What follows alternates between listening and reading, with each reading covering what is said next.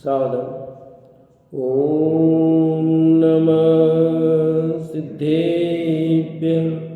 ओम नमः सिद्धेभ्यः। ओम नमः सिद्धेभ्यः। ओम जय जय जय। नमोस्तु नमोस्तु नमोस्तु। नमो अर्यन्ताणं नमो सिद्धाणं नमो ऐरियाणं नमो वज्रायाणं नमो लोये सवसाणं। मंगलम भगवान वीरो मंगलम गौतमो गणी मंगलम कुंद कुंदार्यो जैन धर्मोस्तु मंगलम। सर्वमंगलम मांगल्यम सर्वकल्याणकारकम प्रदानं सर्वधर्माणां जैनं जेतु शासनं जैनं जेतु शासनम्।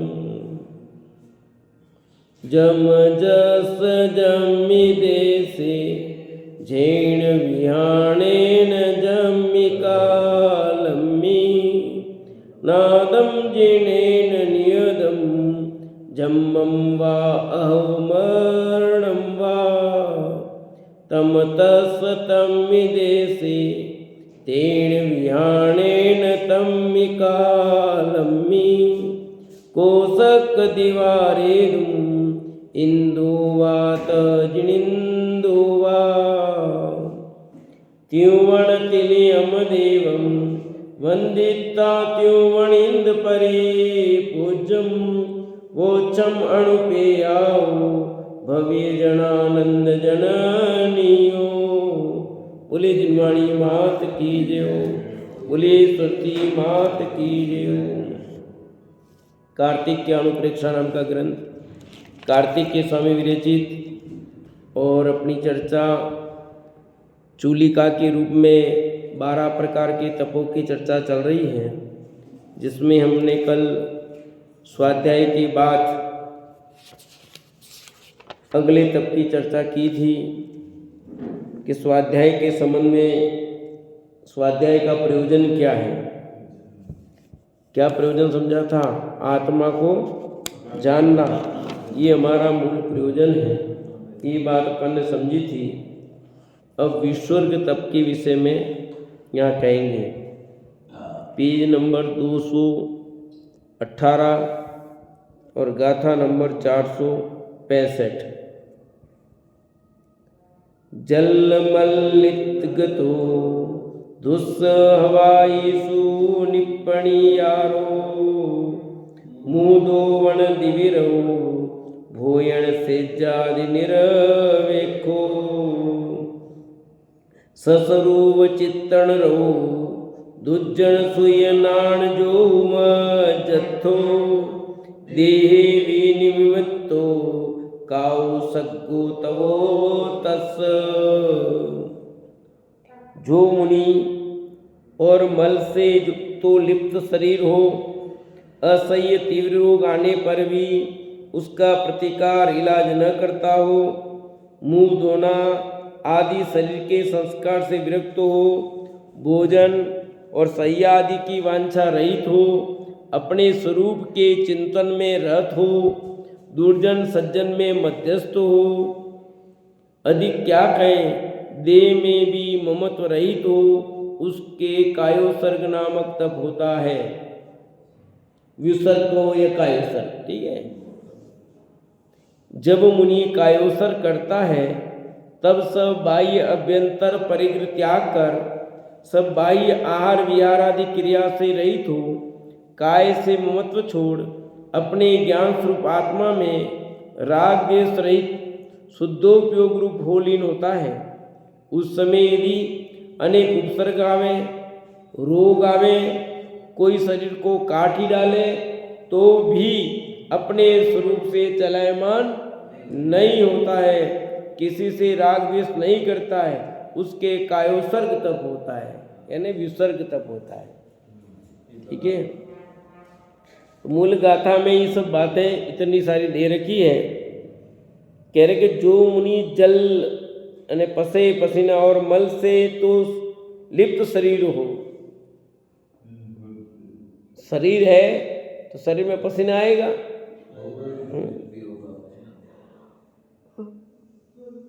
और मिट्टी भी लगती है, मल से लिप्त हो शरीर, पसीना मिट्टी आदि से पूरा शरीर लिप्त हो, असह्य तीव्र रोग आ जाए कदाचित,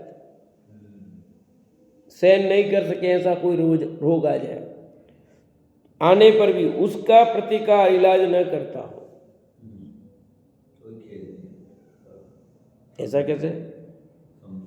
पसीना आ जाए तो उसका इलाज क्या है? पूछना, तो नहीं पूछते हैं। ठीक है, पसीना आ जाए पंखा चालू करना, तो नहीं करते हैं। ये सब नहीं करते हैं, क्योंकि पसीना आएगा तो किसी से पूछते हैं अपन कि नहीं पूछते हैं? हम पूछ सकते हैं, मुनिराज नहीं पूछते हैं। पंखा नहीं चालू करेंगे, पंखा तो नहीं पर किसी और चीज से तो कर सकते हैं, गत्ते से तो है नहीं कर सकते कि नहीं करते मुनिराज? कर सकते हैं कि बात नहीं, करते ही नहीं है। और मिट्टी आदि लग जाए तो साफ करना, तो स्नान अस्नान व्रत है मुनिराज के, तो कैसे साफ करेंगे मिट्टी? तो धो तो सकते हैं कि नहीं धोएंगे? वो स्नान ही नहीं है तो साबुन लगाने की बात तो कोसों दूर हो गई। तो मुनिराज जब शुद्धि के लिए जाते हैं, शुद्धि करके आते हैं, हाथ तो धोते होंगे ना? क्या हाथ धोते नहीं? शुद्धि करके हाथ धोएंगे क्यों नहीं? तो फिर किससे धोते होंगे? साबुन नहीं लगाना था। तो मुनिराज साबुन का यूज नहीं करते, उनके लिए मिट्टी है। और हम लोग भी सब मिट्टी से ही करते थे पहले, सब मिट्टी से ही हाथ धोते थे सारे। ये अब भी घरों में आ गए सब, तो मिट्टी कहाँ है? आपको क्या आपके बेसिंग होगी, बेसिंग में हाथ धोना, मिट्टी धोगी उसमें भर जाएगी, इसलिए आपके साबुन से धोना शुरू हो गया। बाकी पहले बाहर जाते सभी हाथ मिट्टी से, राख से धोते। हमारे वहाँ राख रखी थी, राख से या फिर मिट्टी बमड़ा या गारा, इससे ही धोते थे। तो मुनिराज तो अब भी उससे ही धोएंगे। आप पूछोगे क्यों? कि जंगल जाएंगे, जंगल में मिट्टी फ्री मिलेगी, उनको कोई चार्ज नहीं कि खरीदना नहीं, कुछ नहीं करना, और हाथ धो सकते हैं। और साबुन के लिए तो क्रय करना पड़ता है, कोई देगा, लेना पड़ेगा, फिर उसको रखने की कितनी सारी झंझट है, कहाँ से लाएंगे? फिर साबुन कैसे शुद्ध बनता है? अगर शुद्ध बनता है ये देखो, बहुत सारे प्रोसेस लंबा चौड़ा हो जाएगा उसमें, इसलिए मुनिराज उसका प्रयोग नहीं करते। फिर मल की बात हो गया, असह्य तीव्र रोग आ जाए, असह्य तीव्र रोग आ जाए मुनिराज को, तो भी वे प्रतिकार नहीं करते हैं। हमने तो सुना है कि आचार्य समुद्रभद्र ने तो इलाज करवाया था, और वो तो आज से 2000 वर्ष पहले हुए हैं कि हाँ तुमने सुना पर सही नहीं सुना, सुना तो है पर बराबर नहीं सुना। समुद्रभद्र को भस्मवादी रोग हो गया, तो रोग हो गया तो उसका इलाज क्या था? और 32 ग्रास से अधिक तो भोजन कर नहीं सकते थे, तो कैसे करें? तो वे आचार्य महाराज के पास गए तो दीक्षा छेद की बात नहीं कही उन्होंने तो समाधि मरण की बात की। ये इलाज नहीं किया कि गोलियां ले लो, गो लो, कुछ नहीं किया। अब आचार्य महाराज को दिखा कि इनकी आयु तो बहुत लंबी है भी, और इनके निमित्त से जिन धर्म की प्रभावना होती है, तो आचार्य ने आज्ञा दे दी कि तुम मुनि पद का छेद करो और अपने रोग का इलाज करो जैसे हो। तो आचार्य के कहने पर दूसरा कोई बात ही नहीं होती कि ना कह वो कुछ कर दे। वहाँ तो जो कहा वही करना होता है। यस में नहीं होता, नो में नहीं चलता। वहाँ कोई प्रत्युत ऐसा नहीं, ऐसा कर दें, ऐसा कर दें, होता ही नहीं है। आचार्य जो कहते हैं वैसा ही करता है। उनको कुछ भी कहने का विशेष वो नहीं होता है, कह ही नहीं सकते। नहीं मैं इतनी लूँगा, मेरा ऐसा हो जाएगा, कुछ न। तो उन्होंने आचार्य के कहने पर दीक्षाच्छेद किए, उन्होंने इलाज नहीं किया मुनिपद में रहते हुए, समझे। इसलिए ये जो बात लिखी गई है, असह्य तीव्र रोग आने पर भी उसका प्रतिकार न करता हो, अतः इलाज न करता हो, नहीं करते मुनिराज। मुनि पद में रहते हुए किसी रोग का भी इलाज नहीं करते हैं कि चलो हॉस्पिटल में भर्ती हो जाते हैं, कि नहीं। आहार लेने जाते हैं, वहाँ गृहस्थ स्वयं भोजन के साथ कोई औषधि दे दी है, वो अलग बात है। वे नहीं मांगते हैं, वे कहते नहीं कि ये औषधि दो, उन्होंने कह दिया तो फिर दोष हो जाएगा। पर गृहस्थ स्वयं अपने विवेक से ऋतु अनुकूल या उनकी स्थिति को देखकर स्वयं प्राशुक शुद्ध औषधि आहार के साथ देता है, तो मुनिराज जरूर ले लेते हैं। पर वे पहले ही नहीं कहेंगे कि मेरे रोग है तो ये दवाई तुम कल आहार में दे देना, और ऐसा कह दिया तो उद्दिष्टता हो जाएगी। तो किसके आहार होगा ये भी पता नहीं, अभी तो किसके घर आहार होगा यही पता नहीं है मुनिराज को, तो कैसे बताएंगे बताओ। किधर जाएंगे ये पता नहीं अभी तो। अतः मुनिराज उसका प्रतिकार नहीं करते। लिखा, मुंह धोना आदि शरीर के संस्कार से विरक्त हो। मुंह धोना, मुंह भी नहीं धोते, उस संस्कार से विरक्त होते हैं। भोजन और शय्या आदि की वांछा रहित हो, न भोजन की वांछा न शय्या की वांछा। भोजन तो मुनिराज आहार के लिए जाते हैं, दिन में एक बार आहार लेते हैं, परंतु वांछा नहीं। और शय्या का तो प्रश्न नहीं उठता है, क्योंकि मुनिराज शय्या पर सोते ही नहीं है। बीमार हो, वृद्ध हो तो अपेक्षा नहीं रखते कि कोई शय्या मेरे को दे दे, इस तरह की अपेक्षा नहीं रखते। कोई अपेक्षा नहीं, और आर्थ के लिए तो जाते भी हैं मुनिराज, तो भी अपेक्षा नहीं है उनको तो। और शय्या की तो प्रश्न नहीं उठता है कि चलो कोई सोच ले कि वृद्ध हैं तो कोई कर देगा, वो बात भी नहीं है, क्योंकि उन्होंने सबका त्याग कर दिया पहले ही। सब त्याग करके फिर निकले, घर में सब थी व्यवस्था है तो, और उससे क्या जाना, हे जाना, उपाधि नहीं जाना।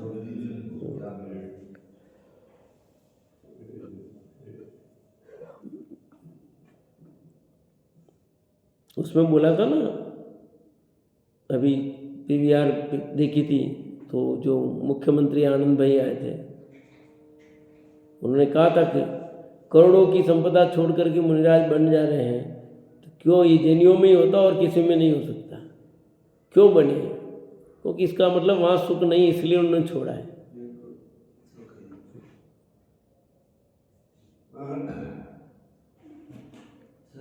अपने स्वरूप के चिंतन में रत हो, और कहाँ रहते वे?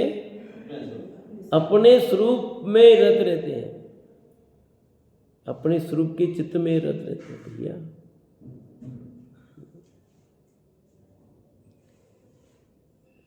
आत्मा को यानी स्वयं को जानने में किसी पंथ की आवश्यकता है? कौन से पंथ वाला आत्मा को जान सकता है, कौन सा पंथ वाला नहीं जानेगा? किसी पंथ की आवश्यकता नहीं, उनसे रहित है। आत्मा को जानने के लिए किसी पंथ की आवश्यकता नहीं है भैया। आत्मा तो स्वयं से जाना जाएगा, या पंथ की क्या जरूरत है? 20 पंथी, 13 पंथी, कौन सा पंथी, 33 पंथी, 22 पंथी, 16 पंथी, कौन सा पंथी जानेगा? आत्मा को वही जान पाएगा जिसको आत्मा प्रिय है, आत्मा की ललक लगी हो। पंथ से वामों में रहेगा तो आत्मा जानने में नहीं आएगा। समझ में आएगा नहीं? ये पक्ष व्यामों से रहित होकर अपना काम करना भैया। अपने स्वरूप के चिंतन में रत हो, दुर्जन सज्जन में मध्यस्थ हो। कोई दुर्जन हो या सज्जन हो, दोनों के प्रति मध्यस्थ भाव। दुर्जन के प्रति द्वेष नहीं, सज्जन के प्रति राग नहीं, मध्यस्थ भाव, साम्य भाव। तो ये तो अच्छी बात नहीं है, अपने को लगता है। दुर्जन के प्रति भी वही भाव, सज्जन के प्रति बात, ये तो ठीक नहीं है, ये सही बात है, ऐसा करना चाहिए। हाँ, कोई दुष्ट व्यक्ति उसको भी वैसे ही, और सज्जन व्यक्ति उसके साथ भी वही बात, ऐसा करना चाहिए।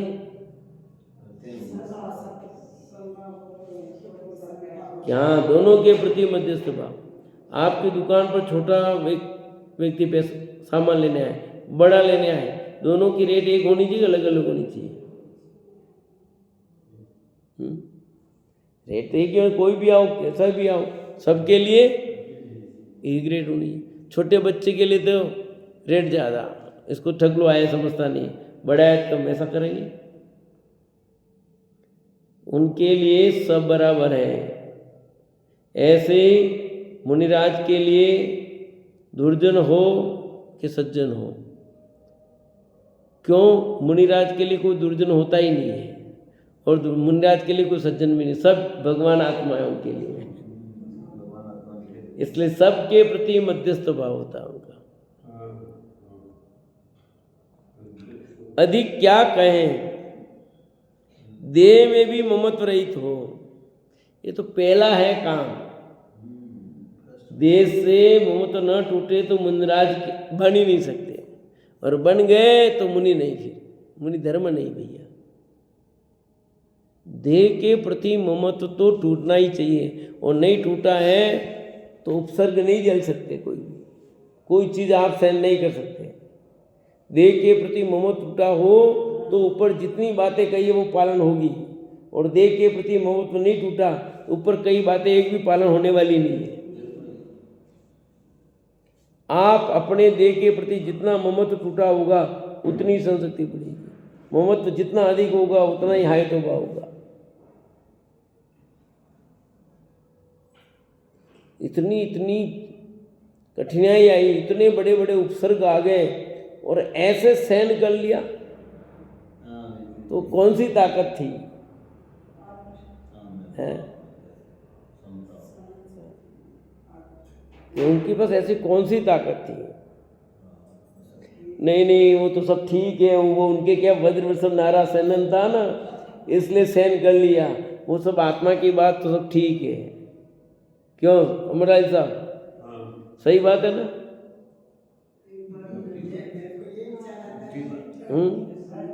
सही बात है ना? क्या गलत है? तो फिर बताओ क्या गलत है, बोलो क्या गलत है? सही है, तुम्हें क्या गलत है? जो उसी भाव से मोक्ष जाने वाला उसका वज्रवृषभ नारा सैनन नहीं होता? होता कि नहीं होता? और वज्रवृषभ नारा सैनन उसको क्या फर्क पड़ेगा? पर भाई वज्रवृषभ नारा भले सैनन हो, पर उपसर्ग आए हैं तो उस उपसर्ग को तो सहज भाव से उन्होंने झेला है, उस सैनन से कुछ लेना नहीं। सैनन है, पर सैनन के साथ में स्वरूप की साधना, देह के प्रति ममत्व कम हुआ वो कारण है असली, सैनन ने कारण नहीं है।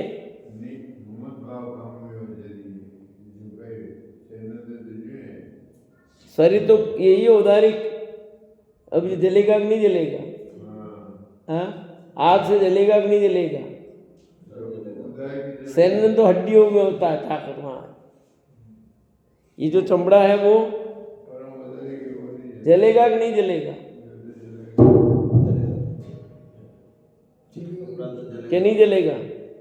ये वर्ज वर्ष नारा सेनन होता ना, तो फिर आग जलाएंगे शरीर नहीं जलता होगा। जलता है। जिसके वृद्ध वृषभ नारासन होता है उसके शरीर को जलाने पर जलता है कि नहीं जलता है? मेरा प्रश्न ये है, आपका क्या कहना है? बोलो।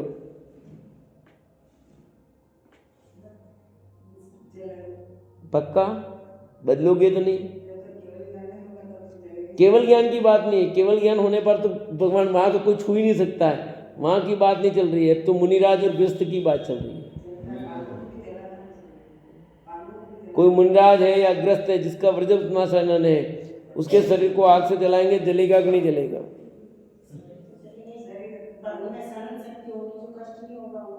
सहन का मतलब सहन करना नहीं है। बोलो, जलेगा कि नहीं जलेगा?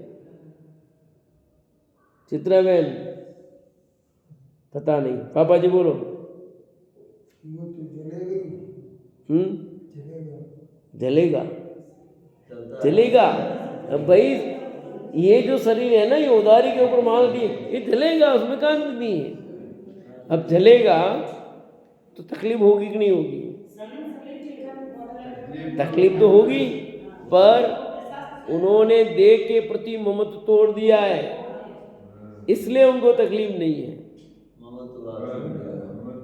देह के प्रति सैनन शक्ति तो है, सैनन तो है, वो ठीक है, वो है, वो भी एक कारण है, पर उससे ज्यादा महत्वपूर्ण कारण क्या है? देह के प्रति मोह टूटा, वो असली कारण है। अरे सैनन भी हो पर देह के प्रति मोहत होगा। अरे सुई दूसरों के लगती है तो भी लोग यूं कर रहे हैं, होता कि नहीं होता बताओ? सुई तो उसके नहीं लगा रहे, दूसरों के लगा रहे, तकलीफ उसको हो रही है। ऐसा देखा कि नहीं देखा आपने किसी को?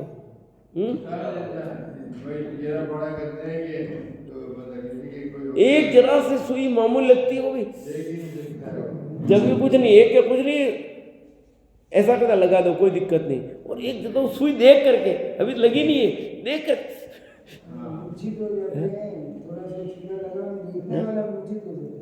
हो गए ना भाई, मूर्छित क्या अभी भी बढ़ जाती है।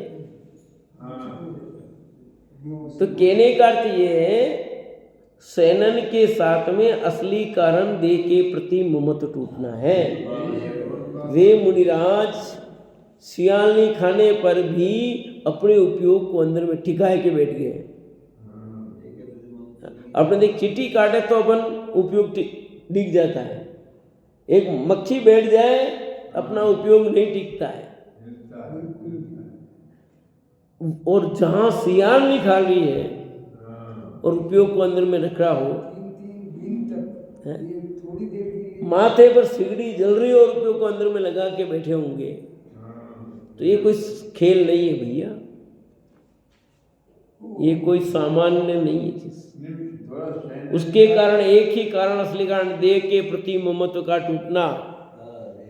देह के प्रति ममत्व न टूटे तो ये संभव ही नहीं है।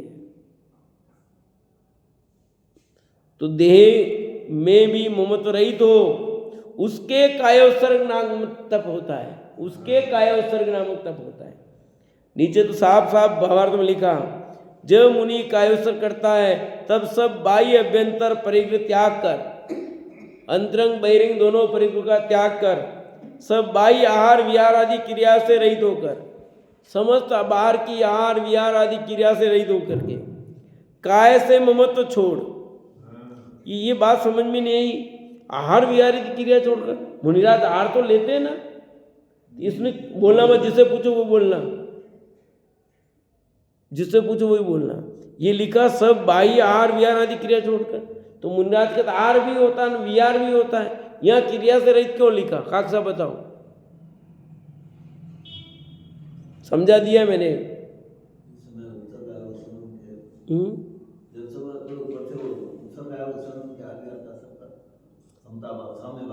नहीं, असली बात चाहिए। थोड़ा ठीक है पर पूरा सही नहीं है। बोलो मंजू भाभी। नहीं नहीं नहीं, ये नहीं है। अभी बात किसकी चल रही है? तब कौन सा है? कायोसर्ग। तो कायोसर्ग होगा उसमें आर वी आर होता है क्या? इसलिए लिखा है, समझिए कि नहीं? जब कायोसर्ग करेंगे तो आहार विहार कहाँ होगा, इसलिए लिखा सब बाह्य आहार विहार आदि क्रिया से रहित होकर, क्योंकि कायोसर्ग क्रिया होगी, विसर्ग होगा, और विसर्ग के समय आहार होगा न विहार होगा, दोनों क्रियाएं बंद हो जाएगी नहीं होगी। ऐसा मुनिराज आहार भी लेते हैं विहार भी करते हैं, उसका निषेध नहीं किया यहाँ। ये जिस तप की बात चल रही है उस समय की बात चल रही है समझे कि नहीं?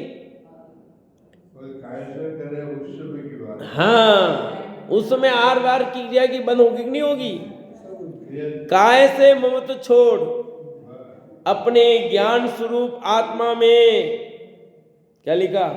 शरीर से प्रति ममत्व छोड़ना, अपने ज्ञान स्वरूप आत्मा में राग द्वेष रहित शुद्ध उपयोग रूप लीन होना।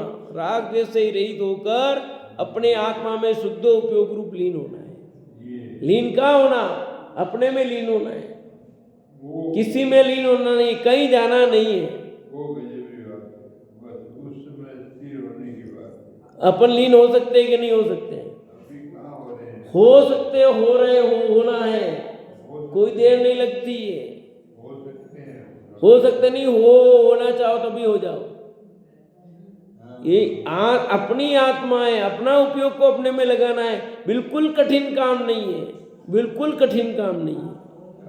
ठीक है लंबा समय उपयोग न टिके, क्षणिक टिके, पर टिकता है। टिकाओगे तो लगाने का प्रयत्न करोगे, पुरुषार्थ करना पड़ेगा, उपयोग को सबसे हटा करके अंदर ले जाने का प्रयास करो, और निरंतर अभ्यास करना पड़ेगा। आप अभी एक बार में तो तत्काल, वो बहुत महान है जिनका उपयोग एक बार में टिक गया होगा, केवल ज्ञान लेकर के चले गए होंगे। हाँ, उस समय यदि अनेक उपसर्ग आवे, रोग आवे, कोई शरीर को काट ही डाले, तो भी अपने स्वरूप से चलायमान नहीं होते हैं। जिस समय वे ध्यान कर रहे हैं, कायोसर्ग अवस्था में हैं, उस समय कैसा भी उपसर्ग आ जाए, रोग आ जाए, और शरीर को कोई काट भी डाले, कुछ भी करे, उपसर्ग में आ गया, काटना उपसर्ग में भी आता, पर अलग से और लिखा क्योंकि काटता तो भी उपसर्ग है, कुछ भी करे तो उपसर्ग है, सब आ गया उसमें, पर अलग से और बात लिख दी इन्होंने। कोई शरीर को काट तो भी अपने स्वरूप से चलायमान नहीं होते, अपने स्वरूप से चलायमान नहीं होते। ये मुनिराज की बात है। देखो गृहस्थ में रावण की घटना आती है। हाँ, वो सिद्धियां प्राप्त करने गया ना, तो लक्ष्मण ने खूब कोशिश की डिगाने की। लक्ष्मण को पता लगा सिद्धि प्राप्त करेगा, बहुरूपणी विद्या सिद्ध कर लेगा, गड़बड़ हो जाएगा, तो वहां जाके खूब कोशिश की, पर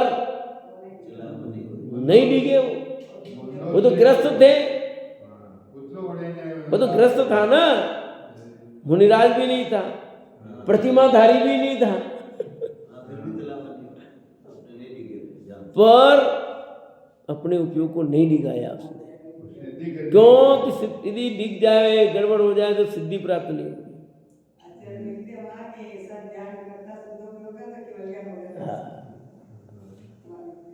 तो ऐसा उपयोग अपनी आत्मा में करता तो केवल ज्ञान ले उठता, पर वस्त्र सहित के ऐसे उपयोग की स्थिरता होती नहीं। तो भाई सोचो आप, उसने भी तो यहाँ मुनिराज की बात है, वे अपने उपयोग को, इसलिए तो उपसर्ग के काल में उपयोग ऐसा टिक जाता है तो केवल ज्ञान ले लेते। कितने उदाहरण है पुराणों में, बोलो। भाई पांडव का प्रसिद्ध है, गज कुमार मुनिराज का है, सुकौशल मुनिराज है तो नहीं, कितने उदाहरण, मंदिर, हर मंदिर में चित्र बने हुए हैं इनके से, उपसर्ग विजेताओं के तो चित्र बने हैं। किसी से राग द्वेष नहीं करता है, कायोसर का मतलब यही होता है कि किसी राग देश नहीं। अपने कायोसर का अर्थ नोमा नमोकार मंत्र बोलना। कायोसर क्रोमियम नोमा नमोकार मंत्र बोलो। ये कायोसर का अर्थ नोमा नमोकार मंत्र बोलना है ही नहीं, तो फिर ये कैसे चल गया? अब कायोसर में क्या करे पता बाबू, तू नमोकार मंत्र बोल 9 बार, इसलिए ऐसा कहा जाता है। सचमुच कायोसर का अर्थ 9 बार नमोकार मंत्र बोलना है ही नहीं, है ही नहीं। ये कायोसर का अर्थ ये चल रहा है अभी, देखो ये चल रहा है ना, शरीर के प्रति ममत्व छूटना। आपने जिनवाणी में जो सुना समझा उसका चिंतन करो। वो कायोसर करने का प्रयोजन ये है। अपने तो फटाफट 9 बार नमोकार मंत्र बोलेंगे ना, बन जाएंगे। नो बोलो मत बोलो तो भी उपयोग होने में लग रहा है। एक समय भी किसी से राग द्वेष नहीं करता उसके कायोसर तब होता है। और देखो एक गाथा और है, क्या कहते हैं? जो देय धारण परो उवेरणादि विशेष संसत्तो बाहिर व्यवहारो काओ सग्गो कुदो तस्। जो मुनि देह का पालन करने में तत्पर हो, उपकरण आदि में विशेष संसक्त हो और बाह्य व्यवहार करने में रत हो, उसके कायोसर तब कैसे हो? एक सकारात्मक बात कही, एक नकारात्मक बात भी कही कि जो मुनिराज देह के पालन करने में तत्पर है, देह की सेवा में लगे हुए हैं, देह की रक्षा में लगे हुए हैं, देह मस्त होना चाहिए। हाँ, देह की रक्षा में बराबर सब सेवा देह की, सुबह शाम कसरत वस्त्र सब बराबर, दंड पेल सब है, योगा वोगा सब, और उपकरण आदि में विशेष संयुक्त हो। जितने उपकरण है उसमें आ सकते हैं, सब आ गए पूरे। और बाह्य व्यवहार करने में जितने बाहर के सब में तत्पर हो रहा है। तो यहाँ नीचे लिखते हैं भावार्थ में, जो मुनि बाह्य व्यवहार पूजा प्रतिष्ठा आदि तथा इरिया समिति आदि क्रियाओं में जिनसे लोग जाने की मुनि है तत्पर हो, यानी बाहर की जो क्रिया है उसमें तत्पर है। व्यवहार पूजा प्रतिष्ठा इरिया समिति भाषा समिति स्नान समिति, ये बाहर की जितनी क्रिया है ना, उन क्रियाओं को पालने में तत्पर है, भगवान आत्मा को जानने में नहीं, ताकि लोग समझे कि ये मुनिराज है। देह का आहार आदि पालन करना, उपकरण आदि का विशेष वारणा सजाना, ठीक है, देह का आहार आदि का पालन करना।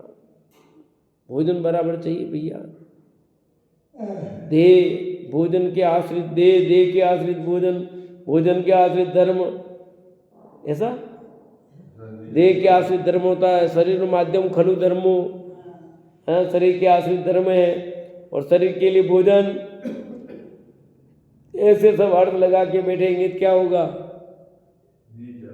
भोजन में गृद्धता आएगी, भोजन के प्रति राग विशेष रहेगा, तो मुनि पद छेद हो जाता है भैया। शिष्य जनों में बहुत ममत्व रखना है ना, उपकरण आदि को विशेष माना, कमंडल पीछी निर्वाणी आदि जो भी हो, शिष्यों के प्रति बहुत ममत्व भाव राग इत्यादि में लीन होना, अपने स्वरूप का यथार्थ अनुभव जिसके नहीं है। इतना सब तो है पर स्वरूप की साधना है ही नहीं, अपने स्वरूप की खबर ही नहीं है, मैं कौन हूँ, मेरा क्या स्वरूप है, उस मैं की खबर नहीं है। खबर नहीं हमको मैं कौन हूँ, सब जानते मैं तो है ना। हम आप कौन हो कि मैं फलाना चन्नू ढेगा चन्नू जो भी हो? अरे ये नहीं कोई कदाचित कि मैं आत्मा हूँ, मुझे पता ना हम आत्मा है, तो भी आत्मा कहने से आत्मा हुए तुम के नहीं हुए। अपन जितने भी बैठे हैं, आपसे पूछे आप कौन हो तो आप सब कहोगे मैं भगवान आत्मा हूँ, कहोगे कि नहीं कहोगे? हाँ, पर भगवान आत्मा का ख्याल आया कि नहीं आया है? रोज सुनते सुनते शब्दों में कहते कहते ये भी निकलने लग गया कि मैं भगवान आत्मा हूँ परमात्मा छूँ पण एम पण नक्की कर, वो नक्की नहीं हो रहा है, वहाँ गड़बड़ है। कहने लगने से नहीं, मैं परमात्मा हूँ ऐसा पक्का तो कर भाई। मैं परमात्मा के अलावा क्या हूँ बताओ, मेरा स्वरूप कैसा है। अपने को भगवान की प्रतिबिंब को देखकर भगवान दिखना चाहिए, अपना भगवान दिखना चाहिए। इसलिए भगवान को आदर्श क्यों कहा? आदर्श में दर्पण होता है। दर्पण क्या काम करता है? जैसा अपना प्रतिबिंब दिखता है वैसा अपना प्रतिबिंब उसमें दिखता है ना। ऐसे भगवान की प्रतिमा में अपना प्रतिबिंब दिखना चाहिए। असली दर्शन वो है। बाकी तो तुमने हाथ जोड़े न, धूप लग गए न, सब कर लिया, ये तो सब फॉर्मेलिटी है। उसमें आपको अपना आत्मा दिखाई देना चाहिए, अपना भगवान आत्मा अपने को समझ में आना चाहिए, नहीं तो कुछ नहीं है। ये लिख रहे हैं यहाँ, अपने स्वरूप का यथार्थ अनुभव जिसके नहीं है उसमें कभी लीन होता ही नहीं है। यदि कायोत्सर्ग भी करता है तो खड़े रहना आदि बाह्य विधान कर लेता है। कायोत्सर्ग करना है ऐसा नहीं में तो खड़ा हो गया। कायोत्सर्ग मतलब खड़ा होकर के ध्यान खड़ा होकर कर लेता है। उसके कायोत्सर्ग नहीं तप नहीं होता। समझिए कि नहीं? कुछ प्रतिमाएं पद्मासन है, कुछ कायोत्सर्ग है। तो देखिए कायोत्सर्ग माने खड़े होकर के ध्यान, खड़े हो गए तो कहते कुछ नहीं हुआ। निश्चय के बिना बाह्य व्यवहार निरर्थक है। साफ साफ लिखा। क्या लिखा? क्या लिखा? कक्षा पढ़ो। बाह्य निश्चय के बिना बाह्य व्यवहार निरर्थक है।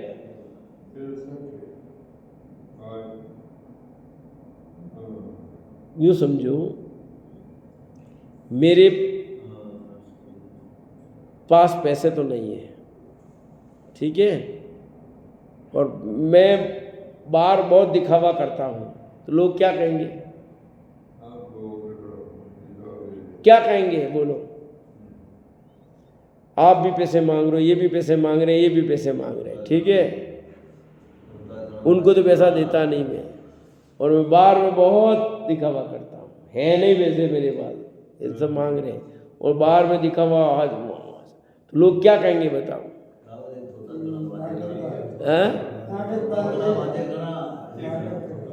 उसको लोग क्या कहते हैं सब जानते हैं।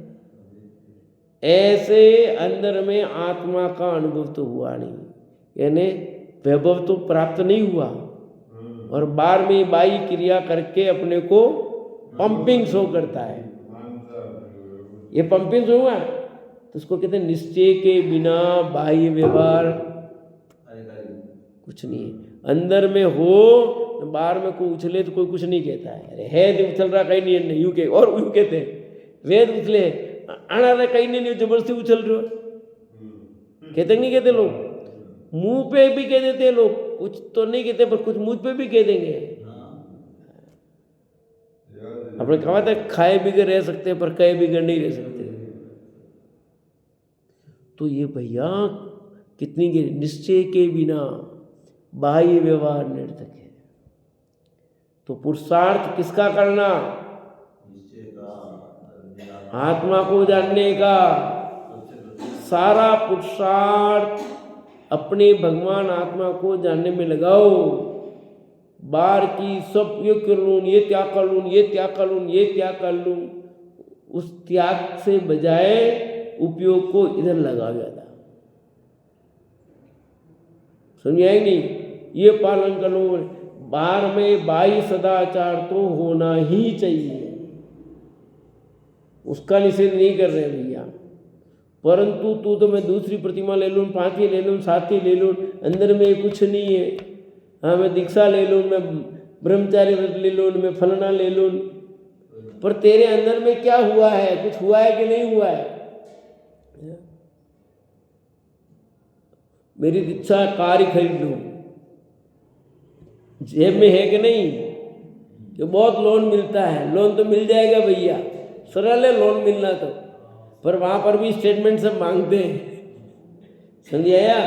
नहीं तो 2-3 महीना लेकर के कुर्की, कितनी गाड़ियाँ कुर्की हो रही है रोज, हो रही नहीं हो रही है। हाँ? लोग ये दलाल प्रॉपर्टी वाले कितने बैठ गए, बोलो बैठे कि नहीं बैठे हैं।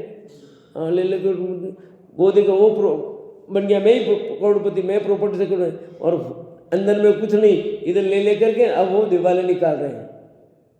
क्यों? अरे होना चाहिए, फिर करो तो कोई दिक्कत नहीं है, और दूसरों के बल पे करोगे तो क्या होगा, जीरो होगा। ऐसे ही यहाँ निश्चय के बिना बाह्य व्यवहार सब निरर्थक है। तो हमें तो फिर क्या करें, हम करें नहीं, फिर कौन करेगा। यही तो समझ में नहीं आ रहा है अपने को, बाह्य व्यवहार और निश्चय का सुमेल क्या है वो हमें समझ में नहीं आ रहा है। जितना पुरुषार्थ इसमें लगा रहा है उससे अधिक पुरुषार्थ तो आत्मा को जाने में लगा, तो ये बाहर का व्यवहार तो सहज पल जाएगा भैया, ऑटोमेटिक पलेगा, कुछ पालना थोड़ी पड़ेगा, ऑटोमेटिक पलेगा, कुछ नहीं करना पड़ेगा। और अंदर में नहीं है, बाहर में करोगे तो सब दिखावा कहलाता है उसको, फिर आपको जगह जगह सब उस तरह से करना पड़ता है। जिसके पास खूब होता, कितने सहज होते हैं बोलो वो।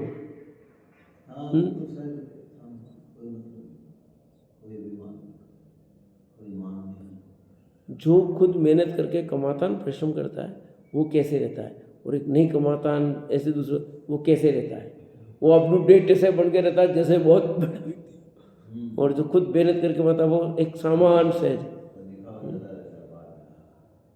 वो आराम सिंपल एकदम सहज, उसकी वेशभूषा भी सहज। और यहाँ दिखावा दिखावा कर करके मरे जाते हैं।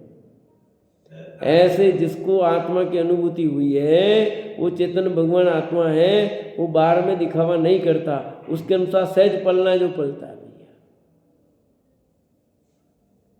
और यहाँ पर हम दिखावा, तो हमारा जीवन कैसा हो, सर्वप्रथम तो अपने को जानने का पुरुषार्थ करना। टोडरमल साहब मोक्ष मार्ग प्रकाशन में लिखते हैं, सर्वप्रथम तो आपा पर का ज्ञान अवश्य होना चाहिए। कहाँ लिखा बताओ, कहाँ लिखा, अरे लिखा कहाँ, चौथे अध्याय में, मोक्ष प्रकाश के चौथे अध्याय में भी लिखते हैं, सर्वप्रथम तो आपा पर का ज्ञान अवश्य होना चाहिए। आपा पर का ज्ञान नहीं हुआ तो कुछ नहीं है, सब बेकार है। इसलिए कहते हैं निश्चय के बिना बाह्य व्यवहार निरर्थक है। तो हमारा पुरुषार्थ अपने को जानने का, और अपने को जाने पहचाने अनुभव करे। इसी के साथ विराम देंगे।